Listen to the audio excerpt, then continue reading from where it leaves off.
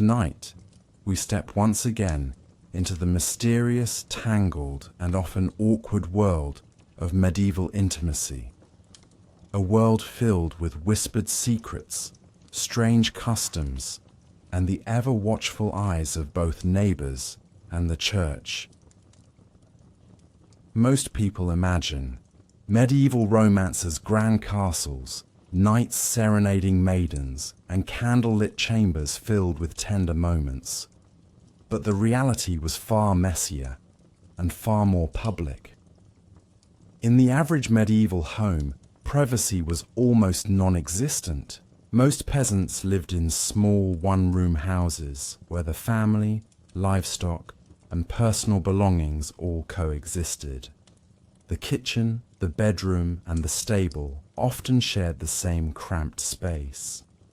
Chickens clucked, goats bleated, and children whispered, long after the candles burned out. Finding a private moment with one's spouse was a complicated dance of patience, timing, and sheer luck. If the children were finally asleep and the animals momentarily quiet, then perhaps, just perhaps, a moment of intimacy could be stolen. But even then, the thin walls of wattle and daub did little to muffle any sounds, making discretion an art form. For nobles and the wealthy, things were only slightly better. While grand chambers and heavy curtains provided some semblance of privacy, servants often slept nearby. Some even stood silently in the room, eyes cast downward, pretending not to notice what was happening mere feet away. The church loomed heavily over every aspect of medieval life, and intimacy was no exception. According to its teachings, physical relations served one purpose only: procreation. Love, pleasure, and emotional bonding were secondary, or worse, considered sinful distractions. Married couples were instructed to approach one another with modesty, restraint, and a long list of restrictions that often left little room for spontaneity. Certain days of the week were strictly off limits. Sundays, being the Lord's Day, were entirely forbidden. Fridays were days of penance. Wednesdays were treated with suspicion. Then came Lent, Advent, feast days, fast days, holy days, and even particular phases of the moon. Add it all up, and a medieval couple found themselves with a surprisingly narrow window of opportunity for marital relations. Some confession manuals even outlined specific lists of forbidden days, which, when totaled, could encompass nearly half the year. Couples who violated these rules risked not only their souls, but also public shame and stern lectures from their local priest, delivered with unblinking eye contact and heavy sighs. Upper-class couples faced even more scrutiny, with personal chaplains, confessors, and spiritual advisors always nearby. There was little room for breaking the rules unnoticed. Peasants, on the other hand, often took a more practical approach. Survival came first. Livestock needed tending, crops needed harvesting, and winter demanded preparation. These everyday struggles left little time for worrying about whether Tuesday coincided with St. So-and-so's feast day. For many, intimacy was a practical matter rather than a romantic one. Marriage in medieval Europe was less about falling in love and more about securing alliances, exchanging property, and keeping peace between neighbors. Land, livestock, and dowries were the true currency of courtship. Among peasants, a man's desirability was often measured by the size of his land or the strength of his oxen. Women were evaluated based on housekeeping skills, family reputation, and the ability to avoid unnecessary drama at the village market. Love was seen as something that might develop over time, a pleasant bonus rather than a requirement. Still, despite the practical nature of most marriages, affection and desire found their way into even the most carefully arranged unions. Secret, flirtations, playful songs, and stolen moments behind barns or during moonlit walks became the unsanctioned side quests of medieval courtship. But getting caught could lead to harsh consequences, public penance, fines, or worse, the disapproving glare of a father holding a pitchfork. And then there's the infamous legend of the chastity belt, an iron contraption supposedly locked around a woman's waist while her husband went off to war. The reality? Almost entirely a myth. There's little solid historical evidence that chastity belts were widely used during the Middle Ages. Most surviving examples were created during the Renaissance or even the Victorian era, often as satirical pieces or museum curiosities. In truth, enforcing fidelity relied on more traditional methods: social surveillance, religious instruction, and good old-fashioned gossip. Noble women were chaperoned constantly. Peasant girls had entire villages acting as unpaid investigators. And any whiff of scandal could quickly turn into public shame, lost dowries, or awkward confessions delivered before an unforgiving priest. Interestingly, while the church officially condemned brothels, many medieval towns regulated and licensed them openly. Town councils charged taxes, designated specific red light districts, and even appointed officials to oversee their operation. Some officials bore the odd title of keepers of public women, not exactly the most prestigious job on the medieval resume. The logic behind legal brothels was pragmatic, if morally complicated. Authorities believed that providing an outlet for male desires would prevent greater sins, like adultery, assault, or scandalous dancing. Church leaders often condemned the practice from the pulpit, while quietly collecting rent from the very establishments they decried. Working in a brothel was no fairy tale, but it wasn't always a life of misery either. Some women chose the profession for economic survival, particularly widows or those without family support. Others, sadly, were coerced or trafficked, especially in busy port cities, where sailors arrived with both coin and complications. Regulated brothels sometimes even had handbooks outlining basic rules, clean sheets, basic health inspections, set operating hours. Patrons ranged from knights and merchants to monks who, despite vows of chastity, found temptation difficult to resist. All of this unfolded in a world where personal hygiene was, to put it kindly, inconsistent at best. Bathing happened, but not nearly as often as modern sensibilities would hope. Peasants might bathe once a month, or more if they accidentally fell into a river. Soap was expensive and used sparingly, while public bathhouses were occasionally closed during outbreaks of disease or moral panic. The wealthy could enjoy more luxurious bathing rituals, complete with scented herbs and linen rub-downs performed by servants. But for most people, cleanliness was a matter of wiping down with a damp cloth and hoping that no one stood too close. Deodorant, dental care, and perfume were rare luxuries. And yet, love still found a way. Perhaps when everyone smelled equally bad, attraction simply adapted. Efforts to control family size often bordered on the bizarre. Medieval couples were fully aware that certain activities led to children, and many sought ways, however unreliable, to prevent unwanted pregnancies. Herbal mixtures, amulets, superstitions, and even rituals involving beaver testicles were all employed with varying levels of desperation and creativity. Linens soaked in odd concoctions served as primitive barriers. Some even experimented with wax devices, early, deeply unreliable prototypes of modern protection.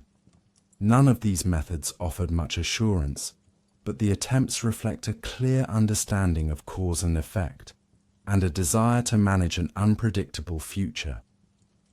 Despite official church teachings, not everyone waited until marriage to explore intimacy. Premarital encounters were common enough to require extensive church paperwork. Local officials kept detailed moral ledgers, noting which couples had jumped the timeline and which needed to be brought before the local court for penance, fines, or swift weddings hastily arranged to cover any resulting surprises. In the tangled web of medieval intimacy, love, duty, and desire existed side by side, often competing, occasionally colliding, and always under the watchful eyes of family, community, and the church. The medieval world was a place where human desire constantly danced with duty, rules, and reputation. And nowhere was this more obvious than in the delicate art of courtship. In theory, courtship was simple. Families met, discussed land, livestock, and dowries, and a marriage contract was drawn up. But real life was rarely that tidy. Beneath the surface of arranged matches and family negotiations, a quiet undercurrent of secret glances, hushed conversations, and forbidden meetings pulsed through villages and castles alike. Young men and women, though heavily supervised, found creative ways to express their interest. A well-timed trip to the market, a shared chore, or a stolen moment at the village well became opportunities for brief, thrilling interactions. A simple smile could carry the weight of months of silent admiration. A shared joke might be whispered between hanging laundry, always with an eye on watchful elders nearby. For noble families, marriage negotiations could take months or even years. Parents, uncles, and distant relatives argued over the smallest details. How many cows? How much silver? Which patch of farmland? But for the young couple involved, personal feelings often mattered little. Love was something that, if one was lucky, blossomed after the ink on the marriage contract had dried. Still, some managed to weave personal affection into these calculated arrangements. Secret letters were exchanged, hidden under stones or passed, by trusted servants. Poets and troubadours, often employed by noble households, carried carefully worded verses filled with coded messages of love and longing. Romantic poetry disguised as harmless entertainment. Of course, not all courtships were so poetic. In many villages, traditions allowed young people some supervised interaction during seasonal festivals. Events like May Day or harvest celebrations offered rare moments of relative freedom. Singing, dancing, and games allowed for flirtation, under the approving, or at least tolerant, gaze of the community. But boundaries remained clear. Public displays of affection were dangerous. The line between innocent fun and scandal was razor thin. If a young couple crossed that line, consequences followed quickly. Village courts, known as manorial courts, frequently handled cases of fornication, the church's polite term for premarital intimacy. The guilty might face fines, public penance, or, in some cases, a hasty wedding to legitimize any unexpected pregnancies. And yet, despite these risks, premarital intimacy was far from rare. The Church's records themselves stand as evidence, filled with meticulous lists of those who misstepped before their wedding day. In many regions, the concept of hand-fasting blurred the lines even further. This informal engagement, often sealed with physical intimacy, was recognized by local custom as a binding promise, though not always by the Church. As with much in medieval life, social class played a large role in how strictly these rules were enforced. Peasants might face stern sermons and local gossip, but nobles risked far greater consequences. A scandal in the noble class could threaten entire family alliances, inheritance rights, and political stability. For a noblewoman, even a rumor of impropriety could destroy marriage prospects and stain the family name for generations. To avoid such disasters, noble daughters were guarded with near military precision. Chaperones, often older female relatives, accompanied young women everywhere. Even brief conversations with a suitor might occur under the sharp gaze of multiple watchful eyes. In some cases, private meetings required elaborate deception, secret passageways, bribed servants, or carefully orchestrated midnight rendezvous within castle gardens. Ironically, while women faced intense scrutiny, the behavior of young noblemen was often overlooked or quietly tolerated, so long as their dalliances didn't threaten political arrangements or result in illegitimate heirs. Double standards thrived, much like the ivy on castle walls. Even after marriage, intimacy remained subject to scrutiny and regulation.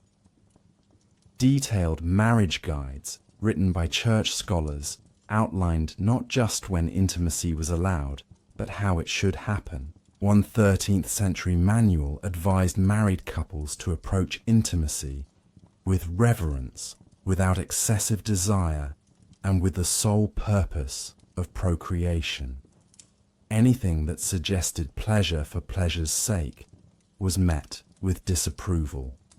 Positions other than missionary were viewed as suspicious, enthusiasm as dangerous, and frequency as a potential spiritual failing. In some extreme interpretations, intimacy more than once a month was frowned upon. As one medieval bishop reportedly warned, passion belongs in prayer, not in the marriage bed. And yet, for all the Church's stern guidance, not everyone listened so closely. Many married couples, particularly among peasants, simply followed their own instincts, adapting religious teachings to fit the realities of daily life, harsh winters, unpredictable harvests, and the basic human need for comfort and companionship. When it came to expanding or limiting one's family, medieval people experimented with a wide and often bizarre array of methods. Knowledge about fertility circulated through folk wisdom, whispered advice, and herbal remedies passed down through generations. Midwives, often respected but sometimes feared, served as both healers and keepers of these secrets. Contraceptive efforts ranged from the curious to the downright alarming. Herbal mixtures, brewed from plants like pennyroyal or wild carrot, were believed to prevent conception. Amulets, charms, and blessings were carried or worn to ward off pregnancy. Some women consumed potions involving everything from heated wine to ground beaver testicles, a recipe as unpleasant as it sounds. There were even more experimental methods. Linen soaked in vinegar or other acidic substances was used as a rudimentary barrier. Some texts mention early attempts at wax or animal membrane devices. And of course, the ever-popular superstition that vigorous jumping after intimacy might somehow prevent pregnancy. A medieval version of desperate hope. Naturally, the Church condemned all of these practices, labeling them sinful attempts to subvert God's will. But in private, many couples, especially those already burdened with numerous children, sought ways to control their family size, balancing spiritual duty against the harsh realities of survival. Despite all efforts, contraception often failed. Unplanned pregnancies led to hurried weddings, whispered scandals, and in some cases, desperate attempts to hide illegitimate births.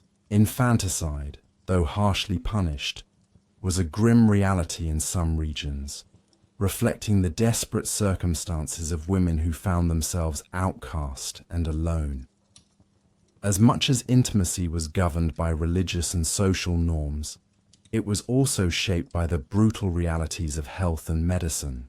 The risks associated with pregnancy and childbirth were enormous. Many women died during childbirth, and infant mortality rates were tragically high. Every pregnancy carried both hope and fear, binding intimacy not just to love or duty, but to life and death itself. In urban centres, brothels offered a different, though equally complex, side to medieval intimacy. Despite official condemnation, many towns regulated and taxed these establishments, viewing them as a necessary evil. Licensed brothels were inspected for cleanliness, though standards varied wildly. Some required fresh linens and periodic health checks. Others operated in conditions that barely kept disease at bay. Women who worked in brothels came from many walks of life. Widows, abandoned wives, and young women sold or lured into the profession. Some found relative safety and economic stability within the regulated brothel system, while others faced exploitation and abuse, particularly in unlicensed establishments where protections were few. Clients ranged from apprentices and travelling, merchants to knights and clergy. Yes, even monks and priests who, despite their vows, were not immune to temptation. The hypocrisy was thick as stone walls, with some clergy publicly denouncing the very establishments they privately visited or profited from. Throughout all of this, hygiene remained a complicated affair.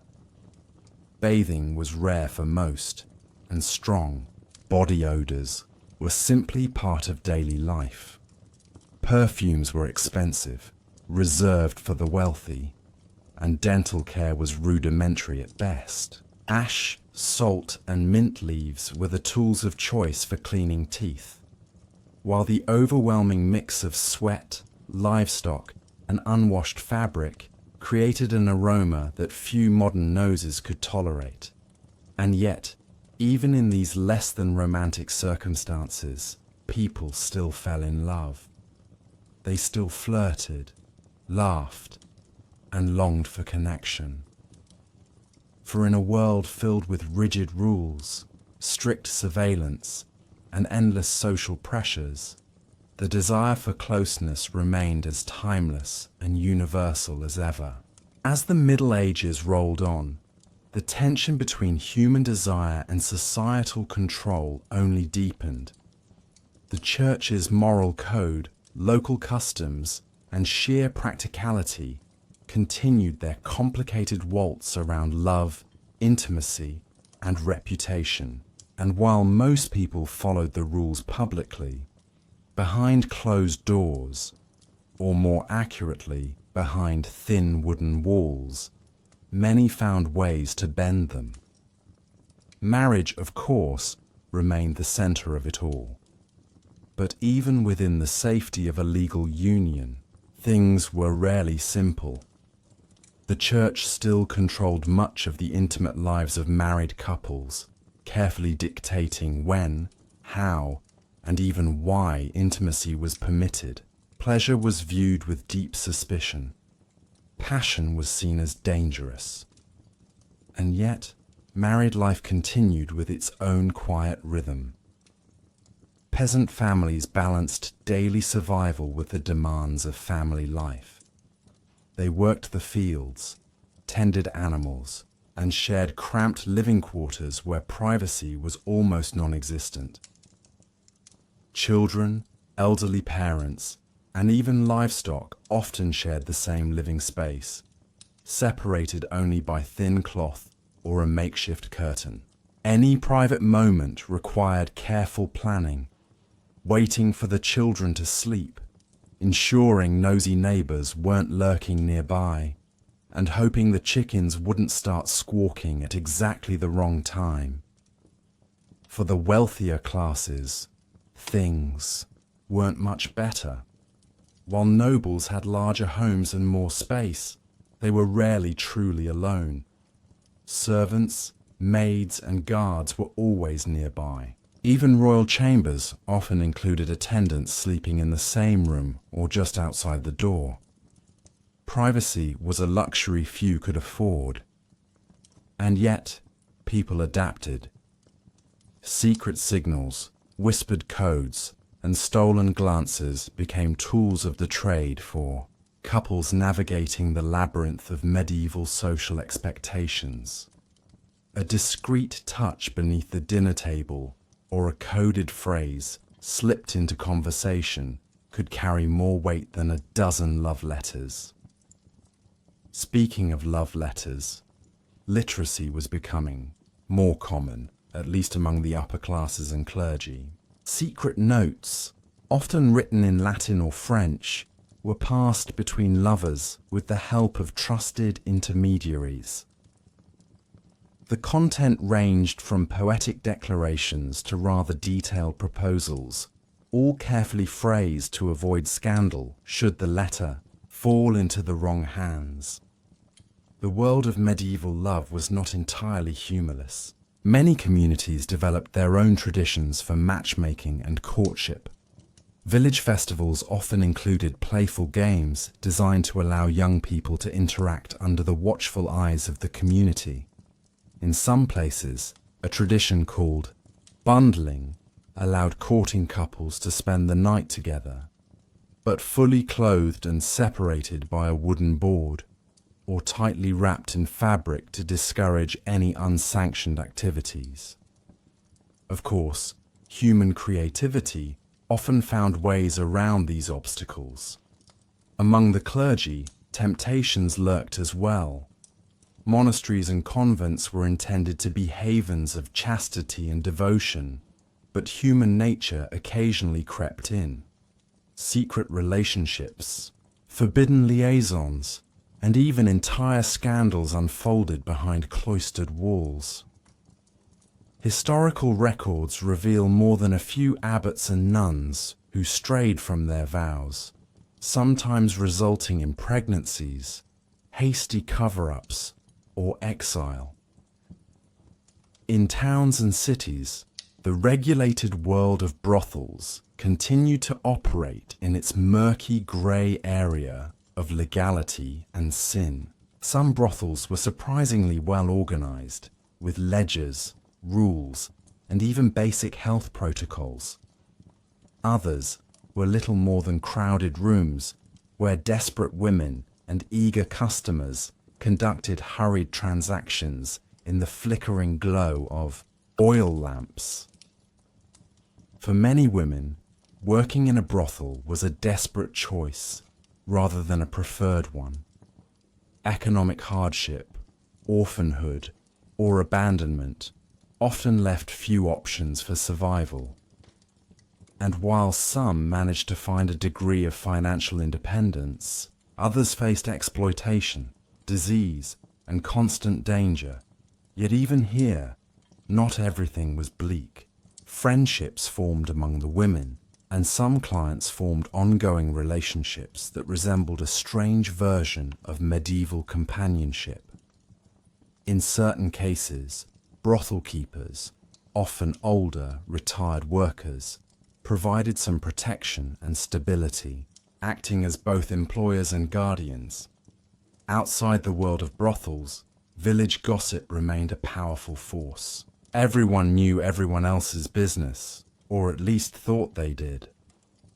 A whispered rumor could travel faster than a knight's steed, and reputations could be ruined overnight. A young woman seen walking too often with a particular young man might find herself the subject of sharp-tongued speculation at the marketplace. A man returning from the forest at odd hours might find himself accused of sneaking off to secret trysts. In response, communities developed complex systems of reputation management. Public confessions, forced penance, and even staged reconciliations were used to repair damaged honor. And if things got too scandalous, entire families might arrange quick marriages to legitimize questionable situations. Meanwhile, the ever-watchful church continued its moral policing.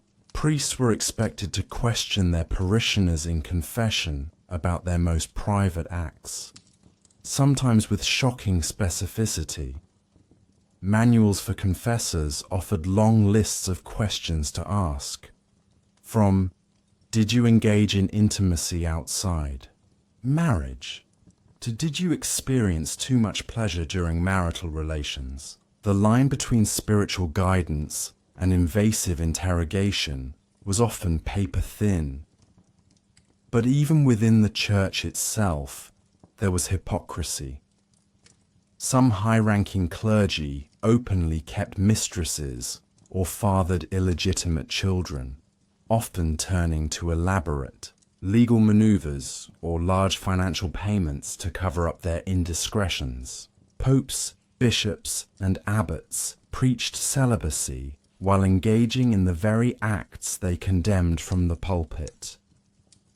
Medicine, too, played its strange role in medieval intimacy.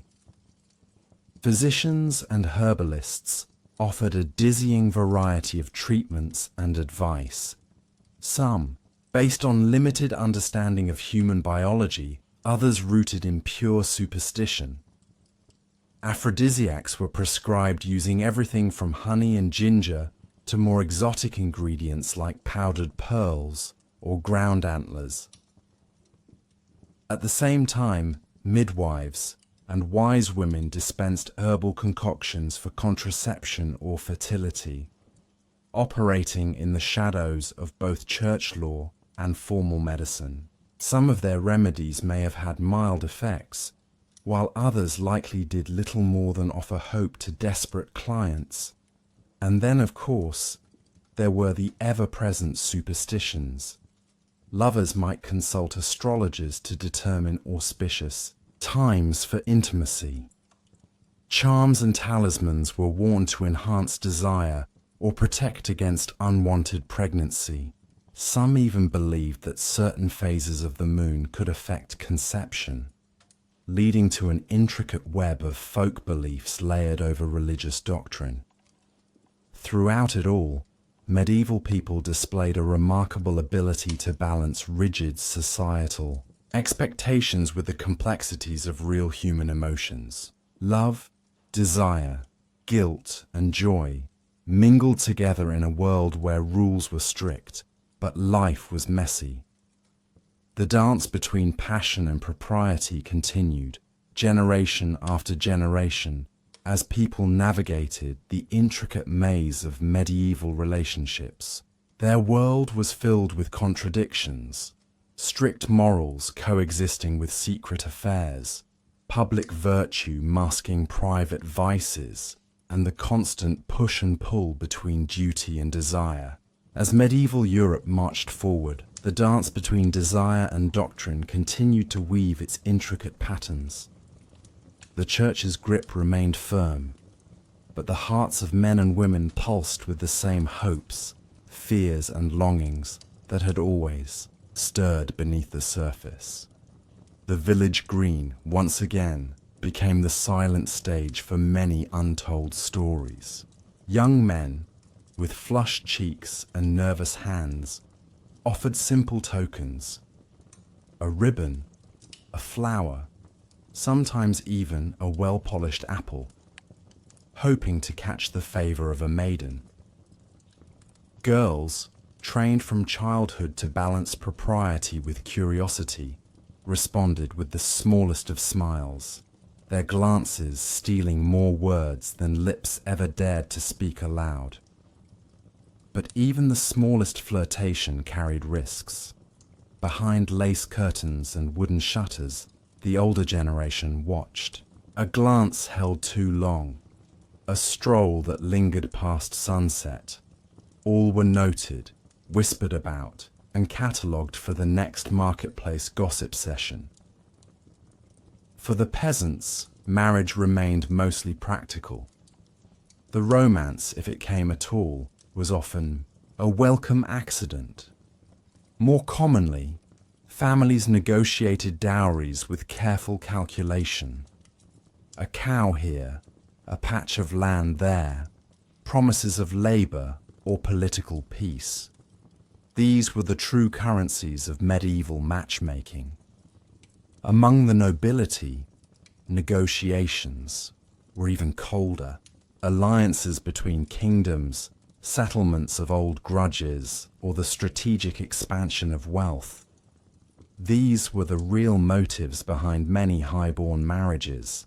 Children as young as 7 might be betrothed, their futures sealed with the stroke of a quill on a dusty parchment, while their hearts were still too young to comprehend the bargains being made. Yet, despite the cold contracts, some noble couples found affection within their arranged unions. Shared trials, wars, and the daily running of vast estates sometimes forged genuine bonds. And where love was absent, loyalty or respect occasionally grew in its place, though not always. Affairs remained a delicate subject. While commoners faced public shaming and harsh penance for stepping outside the bounds of marriage, nobles navigated their indiscretions with more subtlety or bribery. Royal courts buzzed with whispered scandals, secret rendezvous, and the quiet exchange of favors to keep certain affairs out of the public eye. Courtly love, that strange and elaborate tradition, flourished during these years. Knights pledged themselves to noblewomen they could not marry, composing poems, songs, and elaborate oaths of undying devotion. This love was rarely physical, at least officially, but served as a socially acceptable outlet for passion that could not find release within the rigid structures of noble marriage. Bards and troubadours carried these tales from castle halls to village squares, singing of forbidden desires, of maidens trapped in towers, and of brave knights who risked everything for a stolen kiss. These stories gave voice to emotions many dared not act upon in their own lives, yet still burned quietly within. Beyond the realm of love, the matter of childbirth continued to be a mystery, wrapped in both superstition and crude science. Pregnancy was often a gamble, one that carried immense risks for both mother and child. Midwives, the quiet guardians of these intimate moments, combined herbal knowledge with whispered charms to aid in labor and recovery. The dangers of childbirth also fed into the ever-present anxiety surrounding lineage.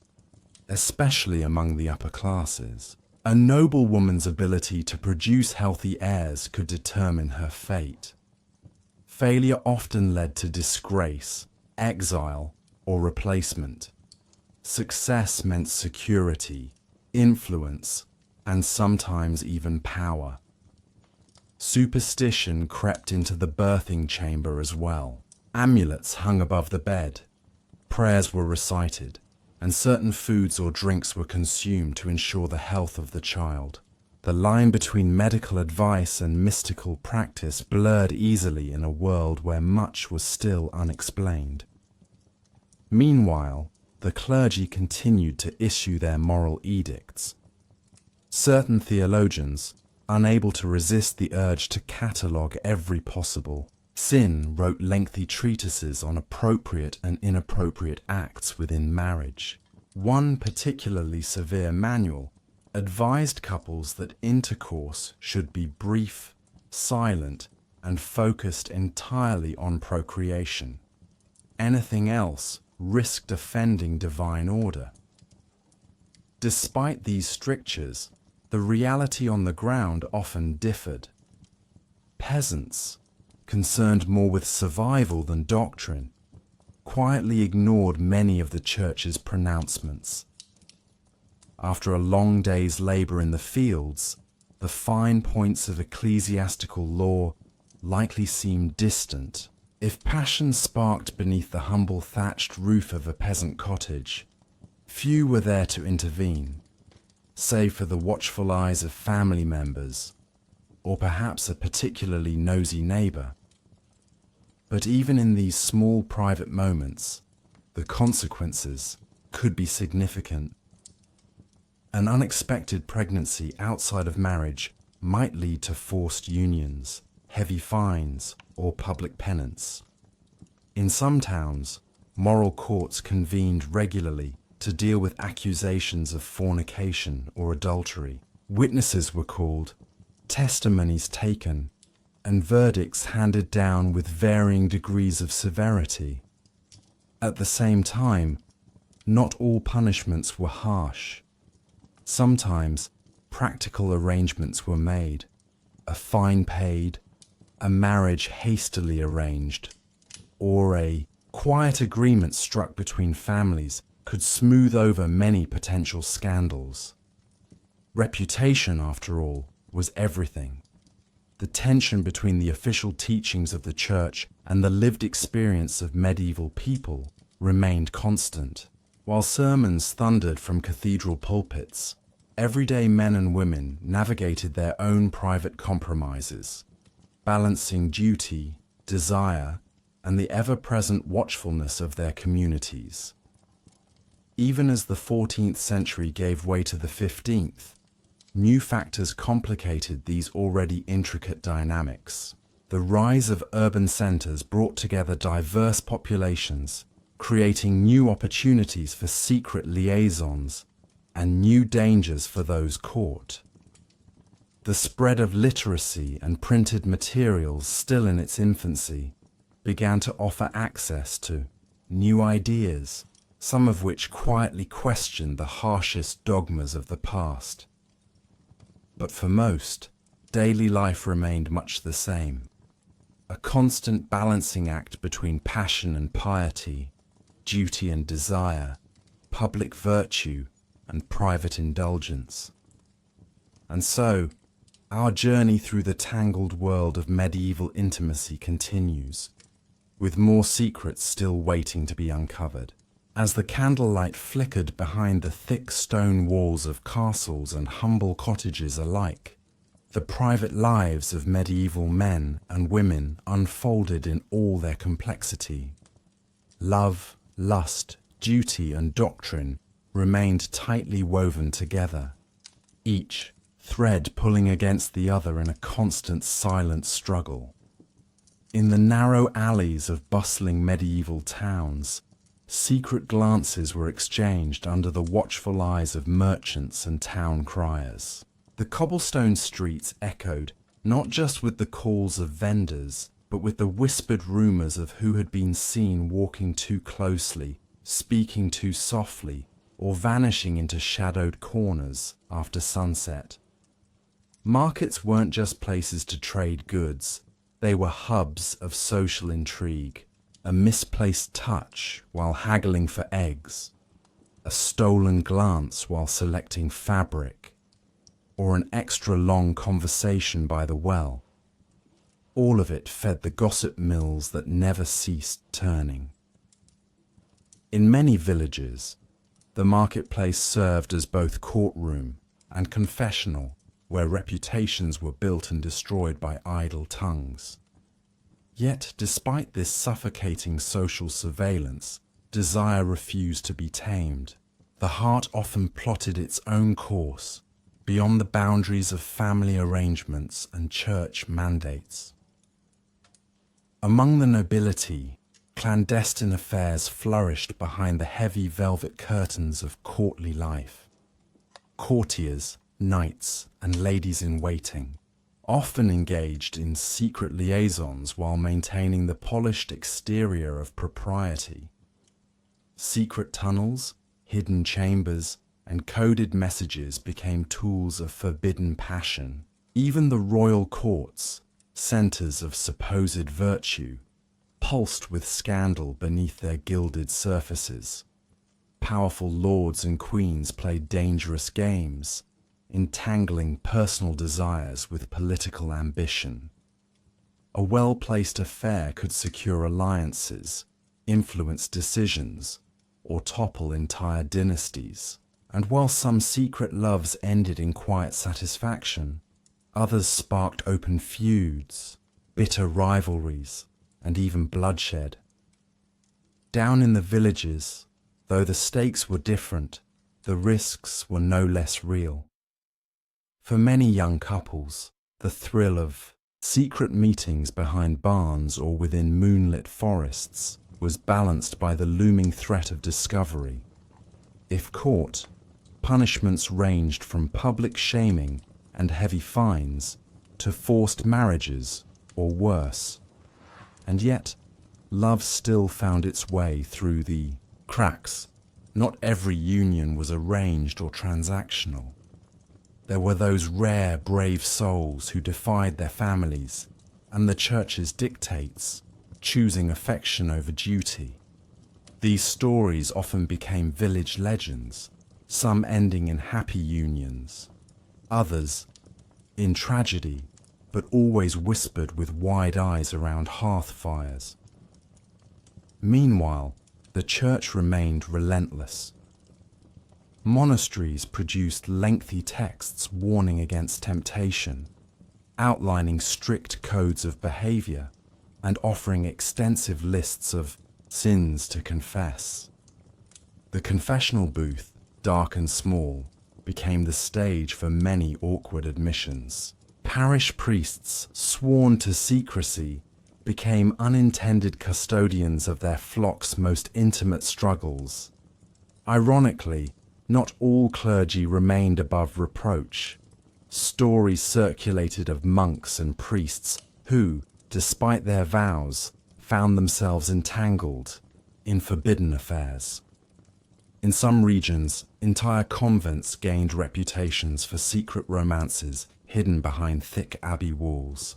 The very institutions tasked with upholding moral purity sometimes stumbled into the same webs of desire they sought to condemn. In the shadows of these contradictions, certain trades began to flourish. Those who provided remedies, potions, and advice to desperate lovers.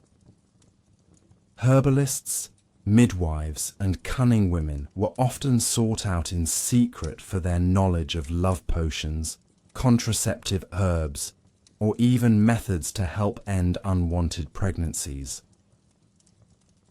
Their recipes were passed down in hushed voices, mixtures of pennyroyal, tansy, or rue, strange talismans buried beneath doorways, or whispered prayers offered to saints who officially weren't supposed to hear such requests. For some, these remedies provided a fragile thread of control over their bodies, in a world that offered them few choices. Of course, the church viewed many of these practices as dangerous at best and heretical at worst. Accusations of witchcraft could arise from such dealings, and for those caught, the consequences were severe. The line between healer and heretic was perilously thin. Beyond the villages and towns, travelling troubadours carried tales of love both sweet and scandalous. Their ballads sang of knights risking everything for secret trysts, of maidens locked away by jealous fathers, and of forbidden loves that defied the rigid chains of custom. Audiences wept, sighed, and dreamed as these wandering poets gave voice to longings that many dared not speak aloud. In many ways, these songs offered a strange kind of release, a safe space where the impossible could briefly feel real and forbidden. Desires could be indulged if only in story. But even as the years passed, change stirred on the distant horizon. The early whispers of new philosophies, growing commerce, and evolving ideas about personal freedom began to seep into the cracks of medieval life. Yet for now, most people remained bound to the old rhythms, navigating love, marriage, and desire under the heavy gaze of both neighbors and God. Their world was one of careful negotiation, a fragile balancing act between what was allowed, what was desired, and what could be dared. As the medieval world carried on under its canopy of rigid customs and whispered desires, the intricate web of love, duty, and secrecy only grew more tangled with every passing season. In grand castles, towering over green hills, noble women embroidered, in their chambers while speaking softly to their maids, eyes ever watchful for messengers who might carry secret letters from distant admirers. These missives, carefully written and sealed with wax, often held words too daring to say aloud: a noble knight's devotion, a widow's hidden longing, or a young lord's reckless passion. The art of letter writing became not only a romantic exercise, but a dangerous game of concealment. Messengers, stable boys, and even trusted servants became silent accomplices in these clandestine exchanges. Their loyalty was often purchased with coin, threats, or promises of favor, for discovery could mean ruin for all involved. It was a world where a single misplaced note could trigger family feuds, lost fortunes, or even royal scandal. Beyond the fortified walls of nobility, village life hummed along with its own rhythm of romance and regulation. The harvest festivals were some of the rare occasions where young men and women could steal precious moments together. Beneath garlands of wildflowers and the sweet scent of honeyed mead, music played while feet stomped on the packed earth in celebration. Laughter masked hurried whispers and brief touches exchanged behind haystacks or under the old oak trees. These festivals served as both matchmaking opportunities and outlets for youthful energy, but not without their dangers. A misstep, a stolen kiss seen by the wrong set of eyes, could lead to swift intervention by watchful parents or the local priest, who always seemed to appear when least wanted, as if summoned by the very sin they condemned. The church, ever vigilant, continued its hold over intimate matters. Confessionals remained places where villagers poured out their guilty secrets, revealing trysts in darkened corners or promises made under the stars. The priests, trained in the intricate details of human weakness, asked probing questions, seeking not only repentance but evidence of rule-breaking that might require public penance. Sometimes these confessions were met with strict punishments, prayers recited barefoot before the congregation, fines paid in grain or livestock, or humiliating public apologies that left reputations hanging by a thread. But, as always, enforcement was uneven. A well-liked villager might receive leniency, while an outspoken woman or a rival's son could face harsher judgment. Meanwhile, in the wealthier merchant districts of growing cities like Paris, Florence, and London, the rules bent in subtler ways. Here, merchants' daughters attended lessons in music and needlework under the watchful eyes of governesses, while their fathers arranged advantageous matches that secured trade routes and family alliances. But even among these careful arrangements, hearts sometimes strayed. Young apprentices wooed their masters' daughters with promises of love they could not yet afford. Widows, free from their former husband's oversight, explored newfound freedoms, some seeking companionship, others seeking protection within the complex social hierarchies of urban life. Behind closed doors, secret assignations were arranged through networks of trusted servants, midwives, or tavern keepers who offered backrooms for brief meetings.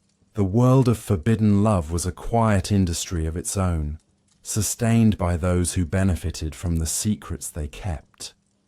At the edges of these bustling towns, the brothels continued their regulated existence. Though officially frowned upon by both church and state, they operated with surprising structure. Town councils set rules for cleanliness, health checks, and tax payments. Women who worked there formed their own hierarchies, some with surprising degrees of autonomy, while others remained trapped by poverty, coercion, or desperation. Clients ranged from lonely merchants to wandering knights, from idle nobles to wandering clergy who, despite their holy vows, were not immune to earthly temptation. The brothels were places of whispered confessions, broken hearts, and brief comforts, operating in a grey space between sin and necessity. In monasteries and convents, the struggle against temptation took on a different form. Isolated from the world, many monks and nuns fought private battles against desires they had sworn to deny. But the human heart, as always, was unpredictable. There were whispered rumours of secret meetings between neighbouring abbeys, of letters smuggled across high walls, and even of pregnancies that required quiet cover-ups. In some cases, powerful abbots or abbesses looked the other way, preferring discretion over scandal. Medieval medical texts, written by learned scholars and cloaked in the language of science, offered strange remedies to combat unwanted desires. Cold baths, strict fasting, bloodletting, and even the application of leeches were prescribed as ways to cool the humours believed to fuel lustful impulses. None were particularly effective, but they reflected the era's uneasy balance between faith and flawed understanding. Amidst all this, the world of courtly love continued to thrive, a highly stylized and often theatrical version of romance, where knights pledged themselves to unattainable ladies, composing poems and risking public duels for the sake of honor rather than consummation. This idealized love, celebrated in ballads sung by troubadours, offered a kind of safe fantasy, a love that could be admired from afar, with grand gestures and noble suffering, but rarely physical fulfillment. For many nobles, courtly love became a way to flirt with danger, while staying within the boundaries of social acceptability. However, not all troubadours limited themselves to noble audiences. In roadside inns and village squares, bawdier versions of these songs were performed for common folk. These verses often poked fun at the hypocrisy of the clergy, the indiscretions of knights, or the overly watchful eyes of chaperones. They served as both entertainment and a subtle form of rebellion against the restrictive moral codes of the time. Even as these complex social dances played out, nature remained a constant and unyielding force. Pregnancy outside of marriage was still one of the greatest dangers, especially for women. A growing belly was difficult to hide, and once revealed, it often determined a woman's fate. Some families quickly arranged marriages to save face. Others disowned daughters, forcing them into convents or onto the streets. For those less fortunate, the consequences could be even darker, involving accusations of witchcraft, public punishment, or imprisonment. Yet for all its harshness, the medieval world was also a place of quiet resilience. Lovers found ways to meet. Women navigated limited choices with cunning, and communities often looked the other way when it served their interests. Beneath the rigid structures of law, religion, and reputation, people carved out private spaces, sometimes only moments at a time, where affection could flourish, however briefly. And so, as the flicker of torches lit narrow stone streets, and church bells echoed through misty mornings, the eternal game continued. Between rules and rebellion, between duty and desire, medieval men and women carried on their complicated dance, one stolen glance, one whispered vow at a time, as the medieval night wrapped its cool arms around the villages and castles alike. The intricate theatre of love, secrecy, and rigid customs carried on in hushed voices and furtive glances. In many rural villages, life revolved heavily around the seasons, and with each harvest or spring thaw came not only the renewal of crops, but also the quiet renewal of human passions. With nature awakening, young men and women found reasons to cross paths under innocent pretexts, gathering herbs near the river, tending to flocks in distant meadows, or attending the ever-watchful eyes of saints during outdoor masses. Though public spaces were heavily supervised, there existed pockets of privacy that lovers learned to navigate with the skill of seasoned tacticians.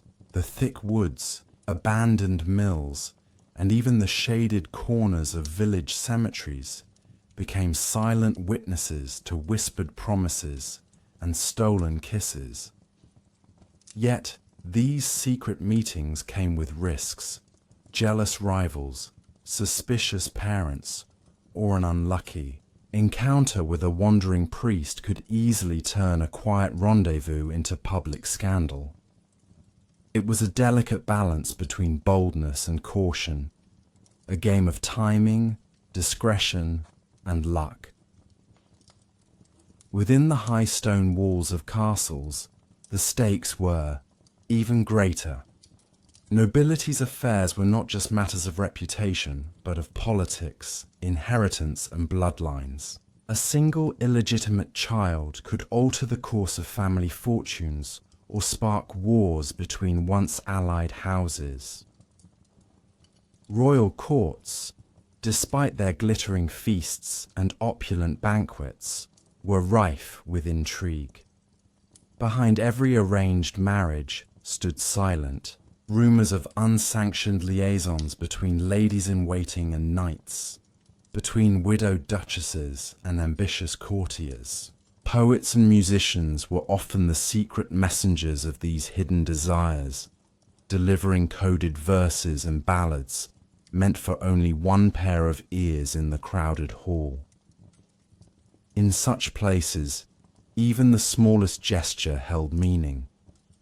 A dropped glove, a prolonged glance across the dining table, the selection of a particular flower during a public festival, all served as silent tokens of affection and intent.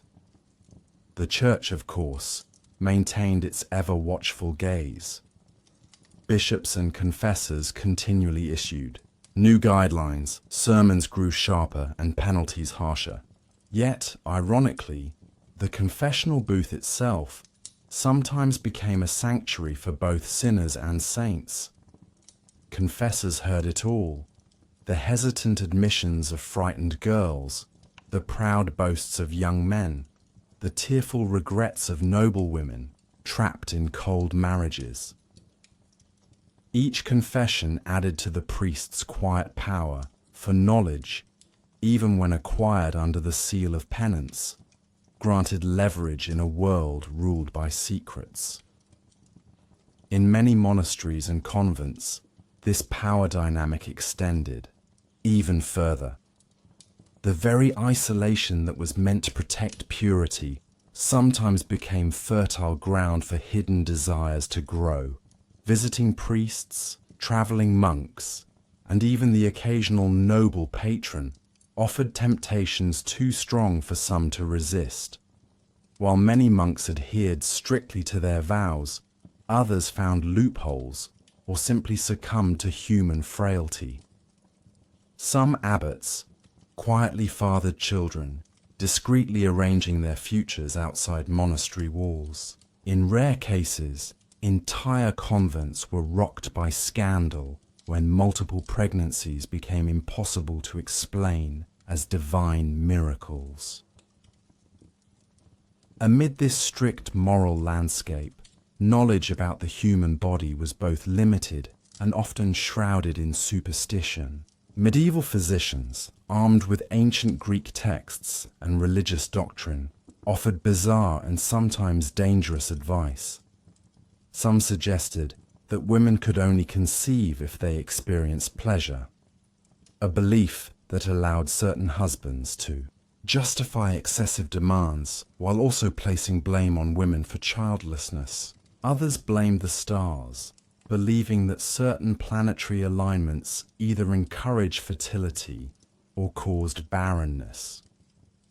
Herbal remedies continued to circulate in both noble courts and peasant huts. Women passed down recipes for teas and potions. Some aimed to encourage conception, others designed to quietly prevent it. Ingredients like pennyroyal, rue, and wild carrot were used in varying doses, though their effectiveness remained dubious and their safety highly questionable. For those desperate enough, darker options existed: charms, incantations, and even the whispered assistance of local wise women, midwives who straddled the thin line between healer and witch, offered risky solutions. These women, though often respected for their knowledge of childbirth and medicine, lived under constant threat of accusation if a treatment failed or attracted the wrong attention.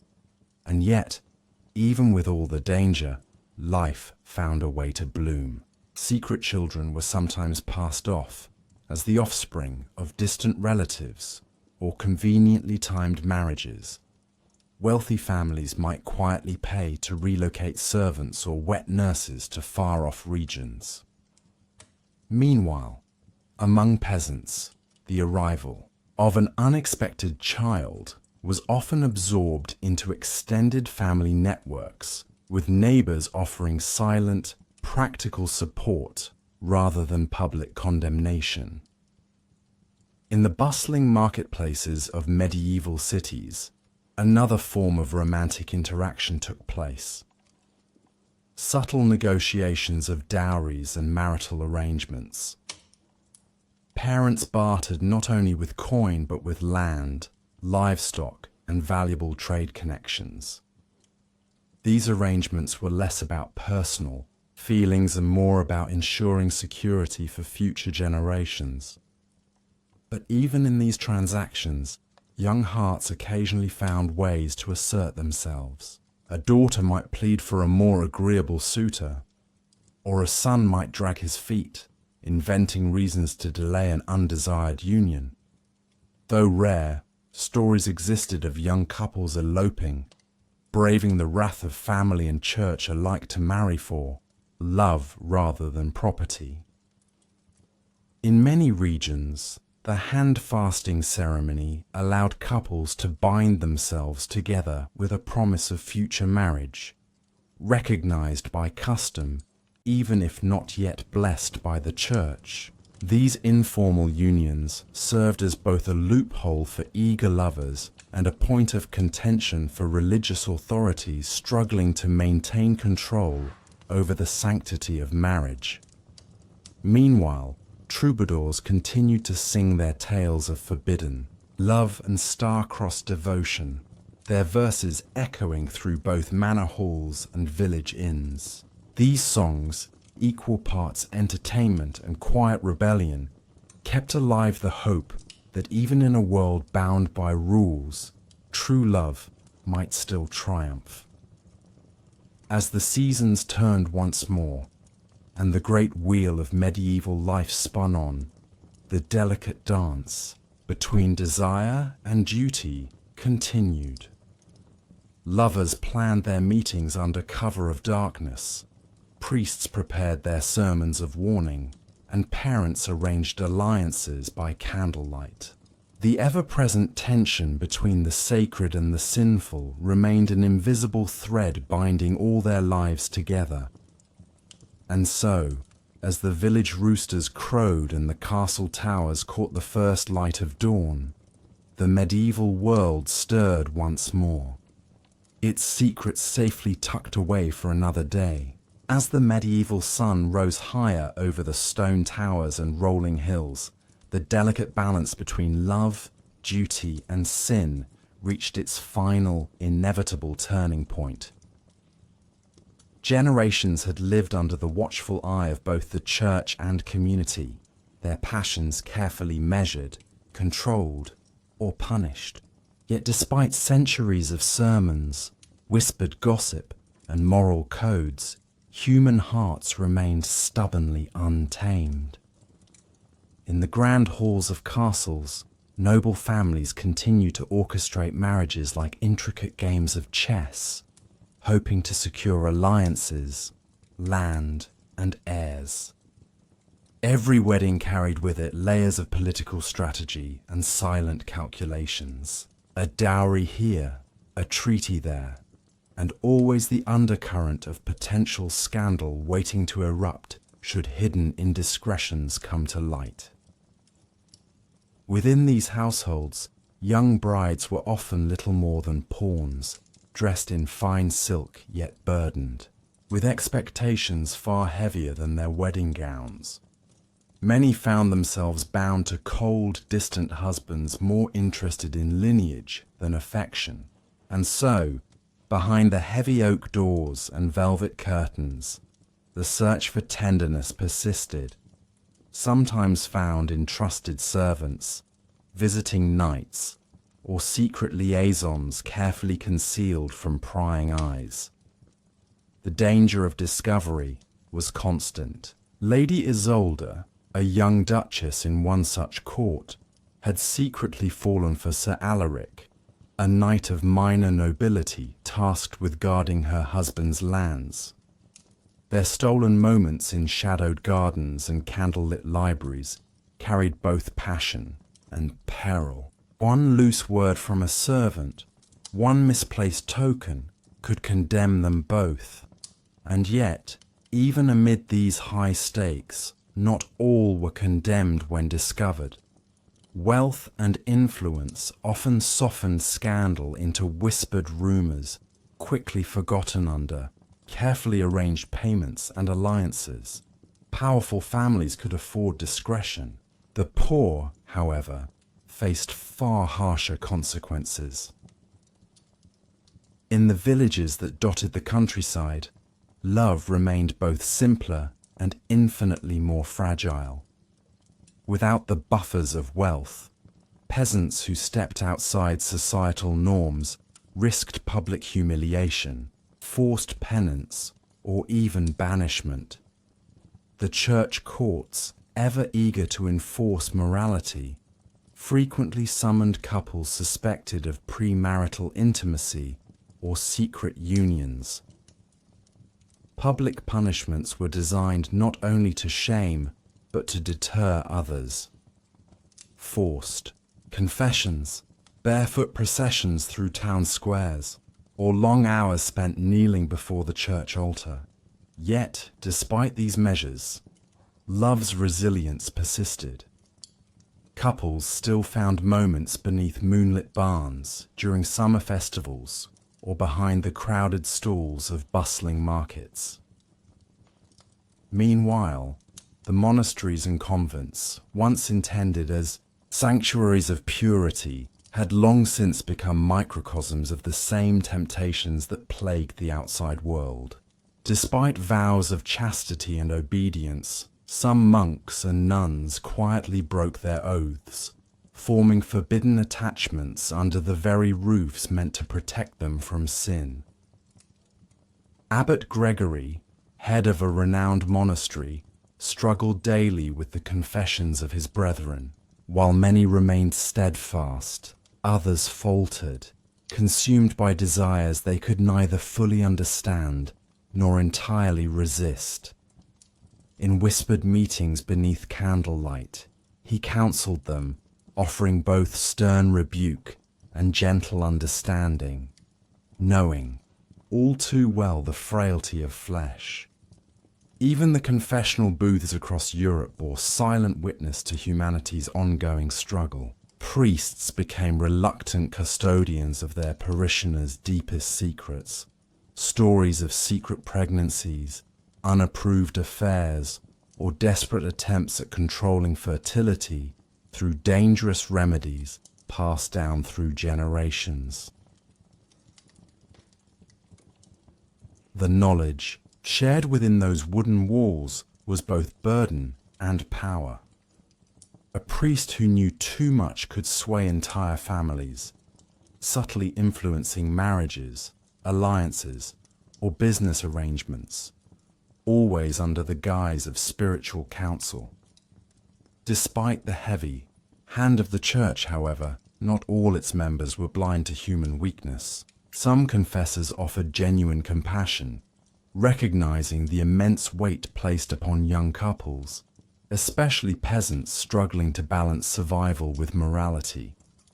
Quiet forgiveness often replaced harsh penance, especially when the alternative risked tearing apart fragile communities. Still, the official doctrine remained unmoved. The church clung fiercely to its teachings. Intimacy was reserved for procreation, birth control was sinful, and any deviation was met with stern condemnation. But as Europe evolved, cracks slowly began to form in the rigid walls of dogma. Urbanization brought new challenges. As towns grew into cities, anonymity increased. Markets bustled with merchants, travelers, and strangers passing through, making oversight more difficult. Brothels, long tolerated as a lesser evil, flourished under loose regulation. City officials, often motivated more by tax revenue than moral purity, allowed these establishments to exist in designated districts, out of sight, but never truly out of mind. Within these walls, women, many widowed or destitute, found a form of agency, however, limited. While the life of a courtesan was often harsh, it sometimes provided more autonomy than the rigid confines of an unwanted marriage. Some women even managed to acquire modest wealth, purchasing freedom or securing safer positions as brothel madams or healers. The church, predictably, denounced these houses of sin. Yet its own priests were not always innocent.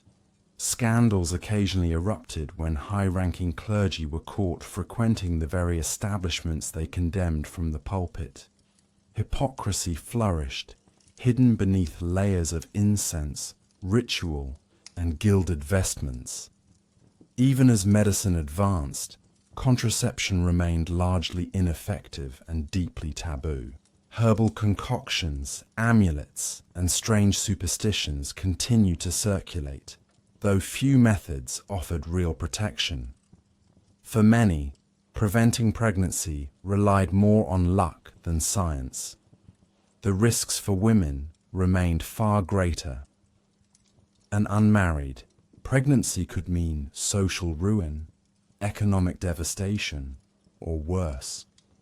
Some faced forced marriages, hurriedly arranged to preserve family honor.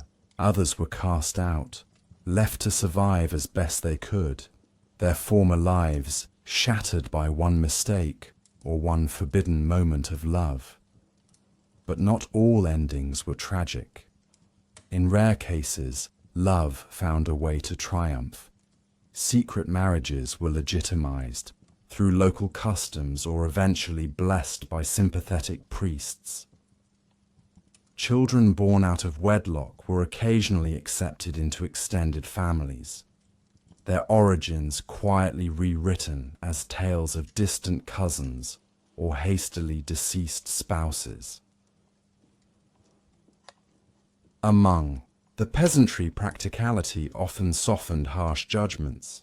In small communities, where everyone knew everyone's secrets, the lines between strict morality and survival blurred. A neighbor might frown publicly, but quietly offer bread or coin to an unwed mother. After all, harsh winters required unity, not division. As the medieval period drew toward its twilight, new ideas slowly began to challenge centuries-old norms. The rise of merchant classes, the spread of literacy, and the rediscovery of classical texts during the Renaissance all chipped away at rigid beliefs. Philosophers and writers cautiously questioned the Church's absolute authority over marriage, intimacy, and morality. The first whispers of romantic love as a legitimate foundation for marriage, rather than mere duty or alliance, began to circulate through poetry, music, and storytelling. Even in the Church itself, reformers debated whether love and desire could exist within holiness, whether the marital bed might serve both God and human hearts. Though progress was slow and often met with fierce resistance, change had begun. By the time the medieval era gave way to the Renaissance, the landscape of love and intimacy had forever shifted.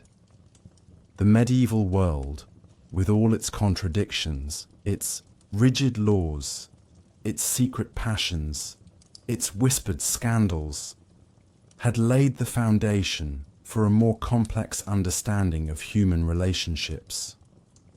Where once intimacy was solely duty, it now carried the potential for affection. Where once passion was only sin, it now held the faint promise of sanctified love. And though the journey was far from over, the hearts of men and women, peasants and nobles alike, beat on, forever chasing both desire and redemption beneath the watchful stars.